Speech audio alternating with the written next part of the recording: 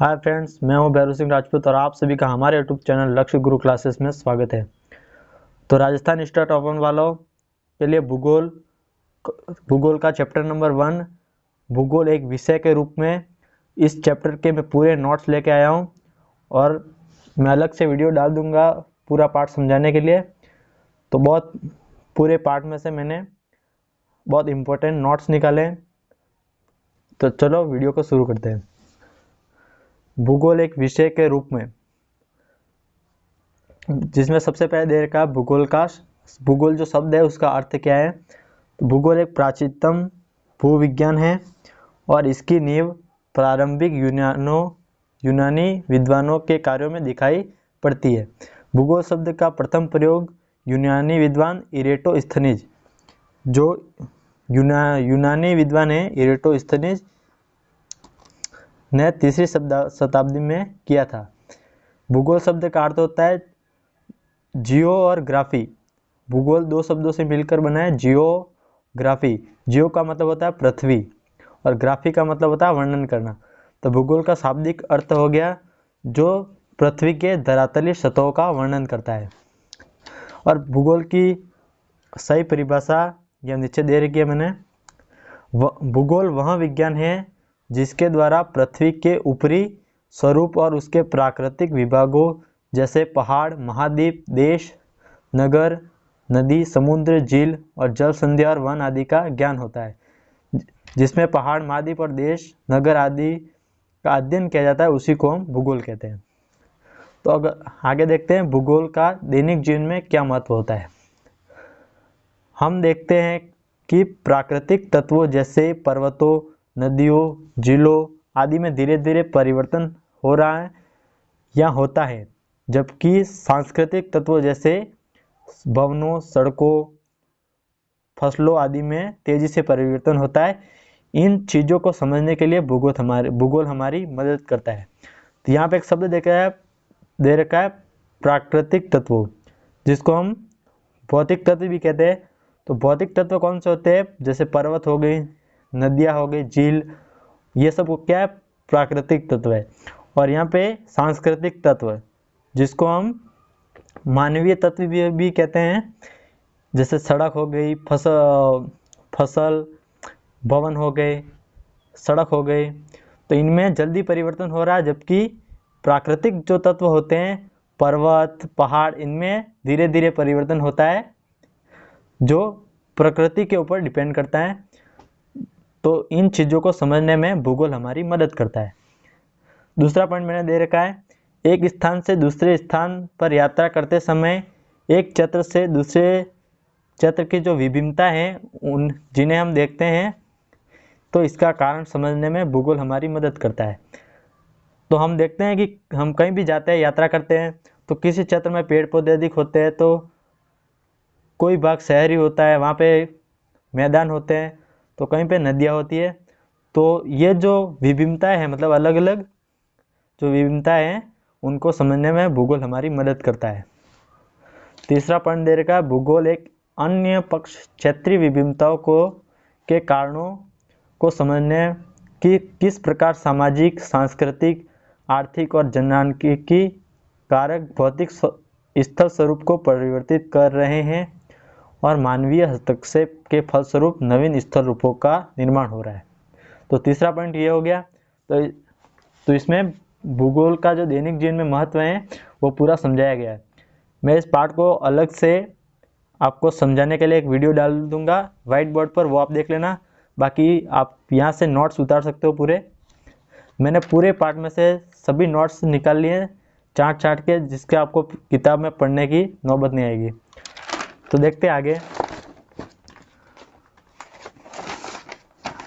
देख रहा है भूगोल का विकास। तो भूगोल का विकास 4 क्रम में हुआ है। पहला है प्राचीन काल, दूसरा पूर्व आधुनिक काल और तीसरा आधुनिक काल और नवीन काल। भूगोल का जो विकास है इन 4 क्रम में हुआ है। सबसे पहले सबसे पुराना काल है, उसके बाद पूर्व आधुनिक काल है, उसके बाद आधुनिक काल और नवीन काल है। तो हम एक एक करके इन चारों के बारे में पढ़ेंगे। इसमें सबसे पहले प्राचीन काल, इस समय के विद्वान मानचित्र निर्माण और खगोलीय मापों द्वारा पृथ्वी के भौतिक तथ्यों को समझते थे। भूगोल का आरंभिक विद्वान यूनान को कहा जाता है, जो भूगोल का जनक भी कह सकते हो, या फिर आधुनिक विद्वान यूनान को ही कहा जाता है। वहीं से भूगोल की शुरुआत हुई थी। यूनान के प्रमुख विद्वान हैं जो भूगोलवेता हैं, उसमें से प्रमुख जो हैं हेरोडोटस, थेल्स, अरस्तु और इरेटोस्थनीज। ये आप उतार लीजिएगा, ये हर एग्जाम में पूछा जाता है और जो आपके बोर्ड एग्जाम है उसमें भी पूछा जा सकता है। तो इसमें मैंने अंडरलाइन कर दिया है, जो यूनान के प्रमुख विद्वान हैं हेरोडोटस, थेल्स, अरस्तु और इरेटोस्थनीज, इनके बारे में बताया गया है। दूसरा है पूर्व आधुनिक काल। पूर्व आधुनिक काल का जो अवधि है 15वीं सदी से 18वीं सदी से पूर्व तक, 15वीं सदी से 18वीं सदी पूर्व तक, यह काल आरंभिक भूगोलवेताओं की खोजों और अन्वेषणों द्वारा विश्व की भौतिक और सांस्कृतिक पृथ्वी के बारे में वृहद ज्ञान प्रदान करता है। और इस काल के जो प्रमुख अन्वेषणकर्ता थे उनके बारे में Christopher, Vasco D gamma, Columbus, Magellan और थॉमस और कुक इस काल के प्रमुख अन्वेषण करता थे। अन्वेषण का मतलब जो खोज करते थे उनको अन्वेषण करता कहा जाता है। और वारेनियस, कांट, हम्बोल्ट और रिटर इस काल के प्रमुख भूगोलवेता थे। तो ये अपना पूर्व आधुनिक काल कंप्लीट हो गया। उसके बाद आधुनिक काल, रिटर और हम्बोल्ट जो आधुनिक काल के प्रमुख भूगोलवेता थे का उल्लेख बहुधा आधुनिक भूगोल के संस्थापक के रूप में भी किया जाता है। जो आधुनिक भूगोल है उसके संस्थापक रिटर और हम्बोल्ट को भी माना जाता है। सामान्यतः 19वीं सदी के उत्तरार्ध का काल आधुनिक भूगोल का माना जाता है। 19वीं सदी के जो उत्तरार्ध का काल है उसी को माना जाता है आधुनिक काल। वस्तुतः रेडजेल प्रथम आधुनिक भूगोलवेता थे। इनमें से जो प्रथम आधुनिक भूगोलवेता जो है वो रेडजेल थे, जिनने शीर्षसंबद्ध भूगोलवेताओं द्वारा स्थापित नींव पर आधुनिक भूगोल की संरचना का निर्माण किया। उसके बाद आता है नवीन काल।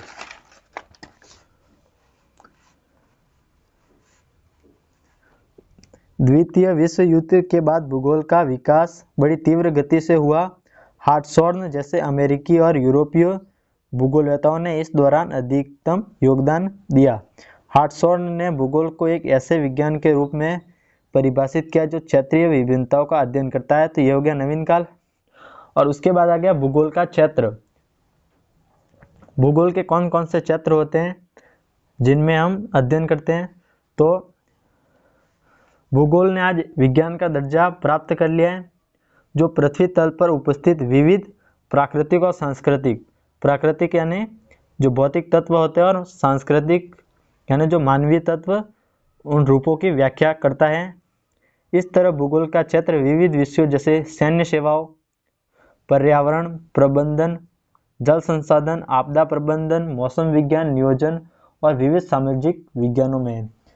और इसके अलावा भूगोल दैनिक जीवन में से संबंधित जैसे पर्यटन, स्थान परिवर्तन, आवासों तथा स्वास्थ्य संबंधी क्रियाकलापों में सहायक हो सकता है। यहाँ पे नीचे आपको दिखाने होगा। उसके बाद भूगोल की विधियाँ। भूगोल का जो अध्ययन किया जाता है वो कैसे किया जाता है इसमें दे रखा है। भूगोल की विधियाँ दो होती है, प्रमुख दो विधियाँ होती है, क्रमबद्ध उपागम या फिर क्रमबद्ध विधि कह सकते हो आप। इसके जो प्रणेता थे वो अलेक्जेंडर वान हम्बोल्ट थे। और प्रादेशिक उपागम या फिर प्रादेशिक विधि जो थे उसके प्रणेता कार्ल रिटर। और क्रमबद्ध उपागम को मैं आपको समझाता हूँ। धरातल पर स्थित विशिष्ट भौगोलिक और मानवीय तत्वों वर्गीकरण करके पृथक पृथक अध्ययन किया जाता है, इसे ही क्रमबद्ध या उपागम विधि कहते हैं। धरातल पर स्थित विशिष्ट भूगोलिक और मानवीय तत्वों का वर्गीकरण करके पृथक पृथक अध्ययन किया जाता है, इसे क्रमबद्ध उपागम कहते हैं। यानी कि जो पृथ्वी पर स्थित जो भौगोलिक तत्व हैं या फिर मानवीय तत्व हैं उनका वर्गीकरण करके पृथक पृथक अध्ययन किया जाता है, इसे क्रमबद्ध उपागम कहते हैं।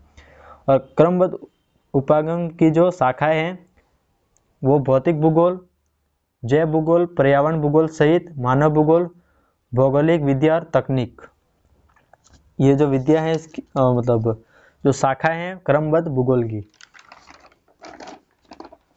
इसके बाद प्रादेशिक उपागम, संपूर्ण विश्व या इसके किसी बड़े भाग को भौगोलिक प्रदेशों में विभाजित कर उसके अंतर्गत आने वाले प्राकृतिक या मानवीय तत्वों का अध्ययन किया जाता है, इसे प्रादेशिक भूगोल कहते हैं या फिर रीजनल जियोग्राफी कहते हैं। ये हो गया प्रादेशिक उपागम। इसके उप शाखाएं दे रखी है, प्रादेशिक अध्ययन, प्रादेशिक विश्लेषण, प्रादेशिक विकास और प्रादेशिक नियोजन। भूगोल और समाज, भूगोल का सामाजिक विज्ञान के विषयों से भी गहरा संबंध है। मानव भूगोल की शाखाओं का इतिहास, मानव शास्त्र, राजनीति शास्त्र, समाज शास्त्र, दर्शन शास्त्र, अर्थशास्त्र, जननांकी आदि सामाजिक विज्ञानों के साथ निकट संबंध है। तो ये हो गया भूगोल और समाज का संबंध। और इसके बाद आगे भूगोल की शाखाएं दे रखी है।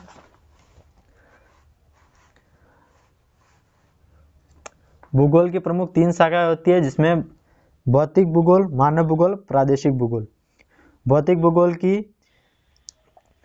ये शाखाएं होती है खगोलीय भूगोल, जलवायु विज्ञान, मृदा भूगोल, जैव भूगोल, समुद्र विज्ञान और भू आकृति विज्ञान। ये भौतिक भूगोल की शाखाएं हैं। और मानव भूगोल की शाखाएं आप उतार लीजिएगा ये पूरे नोट्स। मानव भूगोल की शाखाएं जो हैं नृतात्विक भूगोल, सांस्कृतिक भूगोल और जनसंख्या भूगोल, आर्थिक भूगोल, राजनीतिक भूगोल और ऐतिहासिक भूगोल, और अधिवास और सामाजिक भूगोल। और अधिवास को भी 2 भागों में बांटा जाता है, ग्रामीण और नगरीय। और जनसंख्या भूगोल को भी 2 भागों में बांटा जाता है, ग्रामीण और नगरीय। तो ये हो गई भूगोल की शाखाएं। इसमें लास्ट हो गया प्रादेशिक भूगोल। प्रादेशिक भूगोल की भी 3 शाखाएं होती है, वृहत, मध्यम और सूक्ष्म, ये तीनों प्रदेश प्रादेशिक भूगोल की शाखाएं। आई होप कि आपको ये वीडियो अच्छा लगा होगा। तो ये पूरे नोट्स काम के हैं, महत्वपूर्ण पूरे पार्ट में से मैंने छांट कर निकाले हैं। तो आप पूरे नोट्स को उतार लीजिएगा। अगर आपको वीडियो पसंद आया तो लाइक करना और चैनल को सब्सक्राइब करना और बेल आइकन वाले बटन को प्रेस कर ऑल पर सेलेक्ट कर देना, ताकि मैं जो भी वीडियो अपलोड करूँ वो सबसे पहले आपको मिले।